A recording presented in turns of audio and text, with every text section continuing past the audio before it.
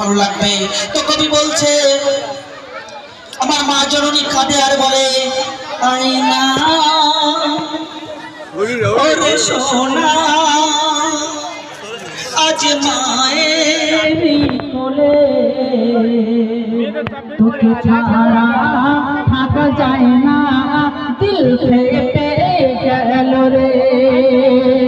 তোমার মা জননী হাইরে এমন একটা যখন অনুষ্ঠান হয় মা জননী যখন রান্না করে সেই সন্তানের কথা মনে পড়ে যায় আর আল্লাহর কাছে মনে মনে কাঁদে আর এই কথা বলে আয়না ওরে সোনা আজ মায়ের কোলে তোকে ছাড়া থাকা যায় না, দিল ফেটে গেল রে।